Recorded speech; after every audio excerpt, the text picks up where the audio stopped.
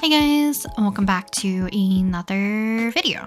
So today is Monday, and that usually means that I do a sketchbook session. But you can tell that this is not my usual sketchbook. It's actually one of my watercolor journal type, I guess, like blocks that I like to paint on. So while I go through some of the paintings that I've done in the past, let's do a little bit of a recap from last week. So I remember telling you guys a little bit about my weird funk, I guess, that I have with my current sketchbook. And even though I've been sketching in my sketchbook a little bit less, I'm going to talk about how I'm going to try to incorporate sketching in my sketchbook a little bit more a little bit later in the video. But for now, I want to take a step back and just do a finished watercolor illustration that I can just kind of freely paint and not need to worry about the medium on like specific paper and stuff, because I know how the watercolor is going to react on this particular paper. Also, I'm going to be cutting away this one that I did of Kaisen. So this is probably the last time that I did any watercolor painting. So it's been a little while, and I usually have a very fun time working with watercolors. So I knew that this session was just going to be very helpful for me to get back and just doing more traditional artwork, because I don't think that was my problem with my sketchbook. I definitely think it's more like subject matter alongside with what do I really want out of my sketchbook, alongside with the fact that a lot of the things that I draw tend to be based on my own kind of like interests or fandoms that I'm currently in. And like I mentioned, sometimes when I get really into one fandom, I push like other fandoms kind of into the back burner, or I kind of draw myself back from all fandoms, and I kind of just don't have anything that I particularly want to draw, which is why I gravitate towards wanting to draw more OC stuff. But yes, let's talk about today's piece first. So like I said, I wanted to do a watercolor painting to kind of get me back into the groove of traditional artwork, because traditional mediums are still like one of my favorite. I definitely think watercolors and just using graphite or just like pencil or whatever is kind of just my favorite medium in general, other than just working on digital, which I feel like is a little bit different because, I don't know, for me, watercolors and graphite just have a different process that I find a little bit more therapeutic compared to doing something like digital artwork. But let's talk about the painting. So you saw me cut away the page that I did of Kaisen so that I can kind of free up the block to have a new surface for me to paint and work on. So to start off, I wanted to do the sketch of whatever I wanted to do. So while I was looking back at some of the watercolor paintings that I did previously, the one that I did of Ayaka, so the one where I think she's like gesturing to the side and there's like a kind of like square blocked out behind her for the background, I kind of like that concept or that format, or I guess how to explain it, composition, I guess might be a better way to put it. So I kind of wanted to do something similar with Masaki and kind of break up the background so it's a little bit less daunting, a little bit less pressure to keep things looking like he has to be within the background or the environment. So I kind of sectioned off the background into kind of like 3 strips technically, of kind of like varying sizes, so that I can kind of break it up into almost like mini versions of backgrounds. And it kind of only makes sense if you look at the first 2 little sections, because I put majority of like variation, a little bit more effort. I think the last box totally slipped my mind, so I kind of left it as a yellow bar, which you're gonna see later. But after I did a kind of rough sketch of Masaki with the palette color ENO, which is kind of like that pinkish red color that you see and what I first started to sketch with, it was kind of based off of, like I mentioned, the Ayaka piece in terms of a little bit of the composition and the layout of today's little painting. But I found a really cute bouquet on Pinterest, so I kind of wanted for Masaki to be holding it. And technically, I wanted to do a painting similar to the one that I did of Kaisen, but I didn't want to do like an exact copy or too similar. So I still have him holding the bouquet, eyes closed, kind of front facing more or less, and then we're gonna have some background elements. I also put some flowers in the front just to kind of frame the bottom and kind of bring a little bit more depth to the entire piece. So that's kind of where I ended up with in terms of what I wanted to do for today's painting. So here's the quick overview of the sketch before we start to add in some of my washes. So before I did the pencil, I did do a light kind of erasing with the kneaded eraser so that some of the pink lines don't show up as harshly. Or I guess the red lines, they show up pink on my camera. But after that, we can set up with our watercolors, which are the, I think, MeiLaing watercolors.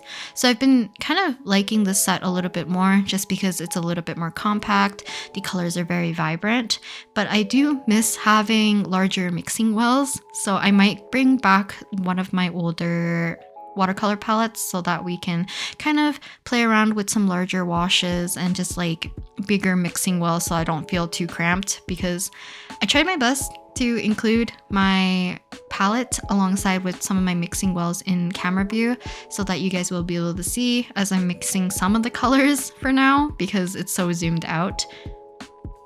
But for the washes, I decided to do a very light wash of a kind of like a warm yellow to Masaki alongside with the upper portion of the background. And then after that, I'm kind of adding more of a golden yellow, almost like tad bit more orangey and warm so that we can get a little bit more of that intensity that I wanted for this entire piece.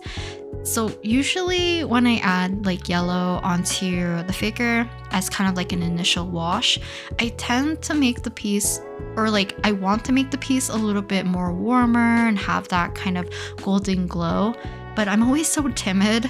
And I feel like the warmness of the initial wash will get very diluted and kind of get covered up by the next few layers that I end up putting on for like the painting process.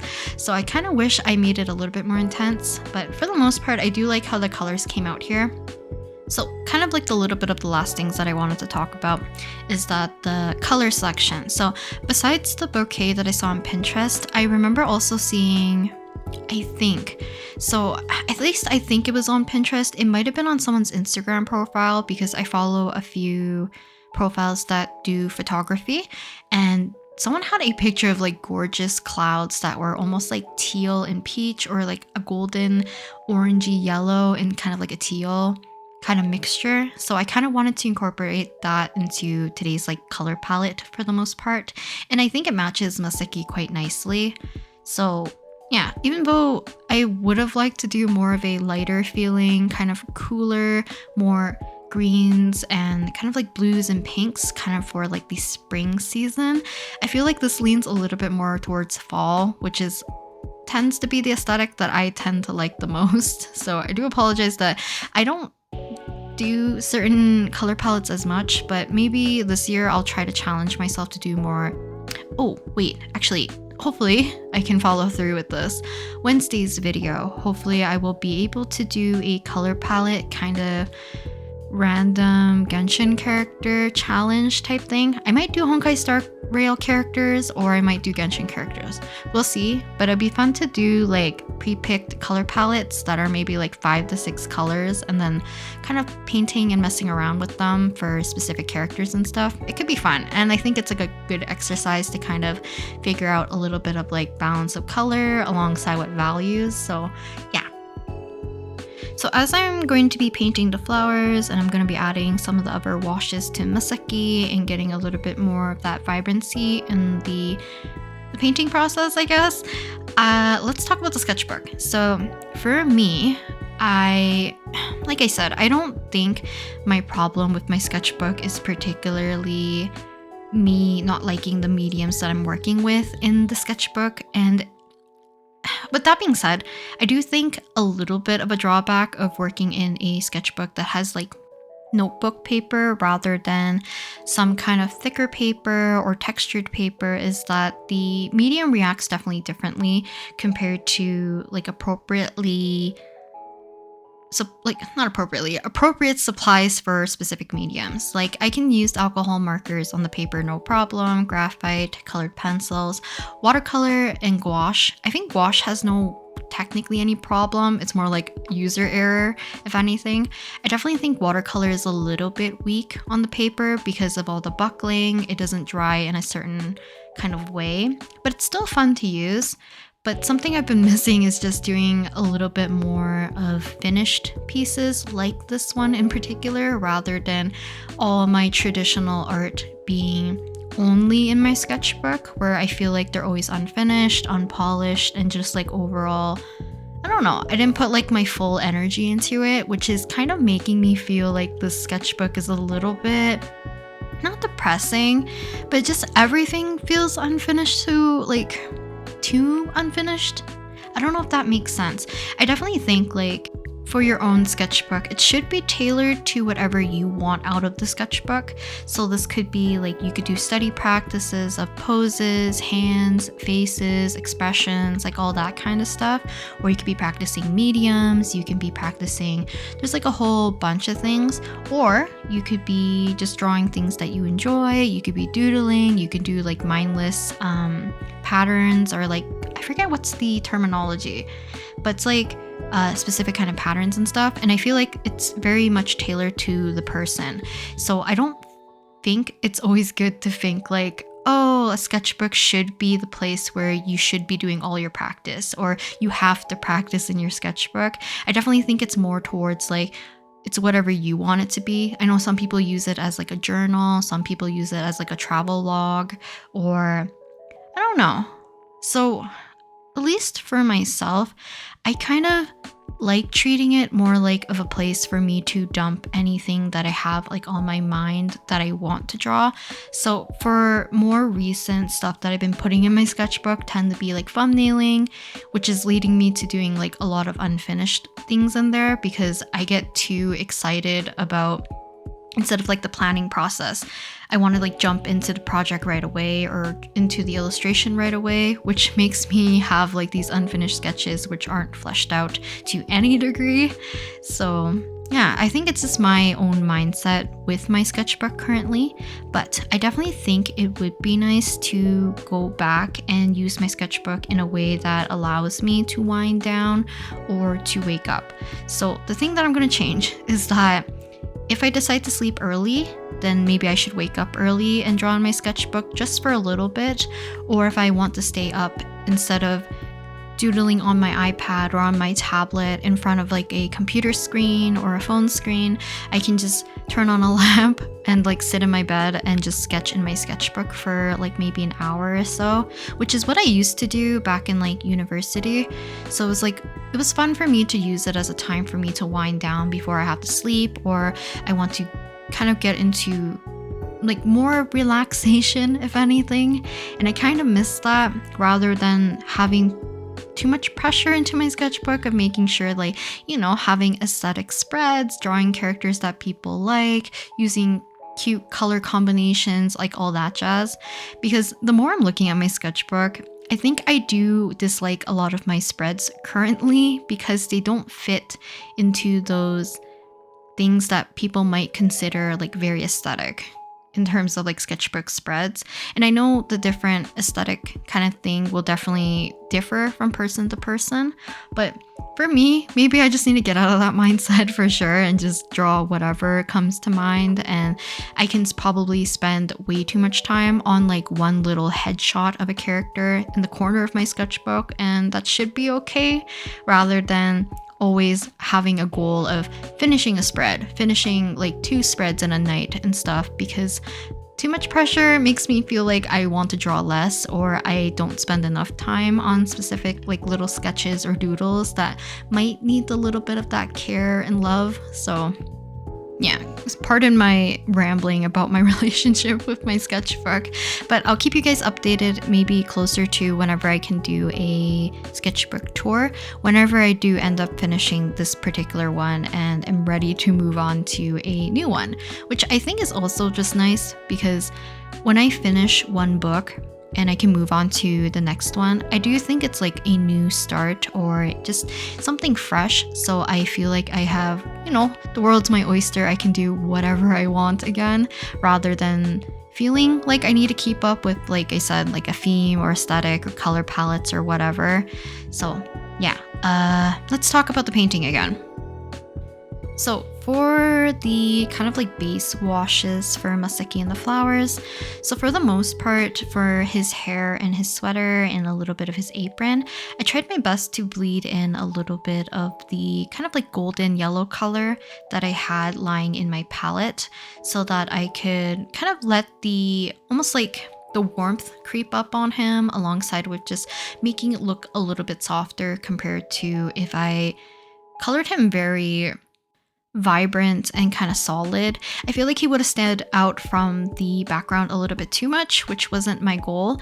Even though it could look cool to have that contrast between the finish of the background and the character in the front, alongside with the fact that it probably be much more intense colors in the front rather than having kind of like faded single washes of color in the back that has a little bit less detail, which could have been neat, but it's not really the goal that I wanted to have in mind when I was painting. I just kind of wanted to paint a little bit more freely when I was doing this particular piece, so I didn't really care about making things look super crisp and clean. I didn't mind if some of the colors bled into one another in certain areas. I just wanted to make sure that his face wasn't too messed up for the most part, but everything else was kind of like free game.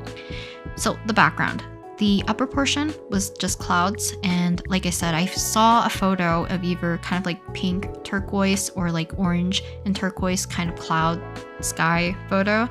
The second little background bar was kind of more like a very general sense of flowers or some kind of foliage with the same kind of golden color as the flowers in the foreground.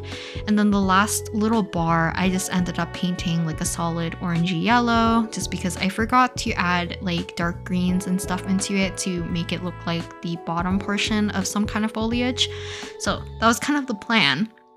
But now we have moved on to the line work, which is kind of one of my favorite parts whenever I do like painting or anything that requires me to do detailed work at the very end.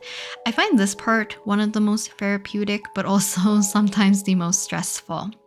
So I tend to get a lot of questions on how to get such, I guess, like crisp and clean alongside with very thin lines with a brush. So if you're observing or you're wanting to learn how to paint with a brush that can do super thin, crisp lines or consistent lines. So I don't think his sweater is the best place for me to showcase this, but I want to show you guys the versatility of the brush. So for the most part, you'll almost never see me squish fully with the brush all the way down to get like super thick or kind of like doing solid fills for the lines. I tend to put the majority of my care, I guess, into the very tip of the brush. So I tend to rotate my brush often as well, depending on how I'm going to drag my brush. So this is going to differ depending on what kind of brush you have and how your brush is. So my bristles at the very tip of my brush kind of swing one way. And so let's say it's like curving like a backwards, I guess like, what's like the best shape for this? Almost like a C shape. So if it's like a backward C, it's like pointing towards the left side. So if I wanted to do a stroke towards the right, usually the hairs of the bristles can actually flow pretty nicely and I can get like a nice crisp line. But if I go against like that C, then the tail end or like one of the ends of the curves will catch the paper and kind of almost like flick, which will give me wobbly lines at the very start of like when I'm pressing down like the brush. So I definitely think play around with your brush, test out and get a feel of how your bristles are. I definitely think depending on what you need the brush to do, I like a brush that can hold a decent amount of water, but I like one that also just has a sharp point so that if I do use a little bit less pressure, I can get super thin, crisp lines as long as like my paint to water ratio is actually pretty okay. Alongside, like if you have too much water in your brush, sometimes making contact with the brush tip with a lot of water to the paper will immediately drag the water from the brush to the paper, leaving kind of like very thick, kind of splotchy lines sometimes. So there's a lot of like testing. I'll see if I can link a video in the description if you guys are wanting to learn how to ink like fluid lines and the video that I used to use back then when I was trying to practice. But yeah, I really like the process of just painting with watercolors in general. So going from general washes to kind of our second, third, and fourth layers. And then after that, we end off with some of the line works. Oh, this is where I'm showing kind of like how I broke up the page, and I don't really like that weird yellow middle bar. But yeah, I think kind of matches the Kaisen one a little bit. I'll definitely paint more in the future and kind of finish up this journal because I have a few pages left. And I'm gonna leave Masaki on the block for now until I can do another painting, then I'll release him from the block. But hopefully you guys enjoyed today's video. I'll show you a little bit more of accurate colors at the very end with footage from my phone, just because I was painting this at night and I don't think my webcam and my lights do it justice. But I'll talk to you guys next time in the next video. Bye!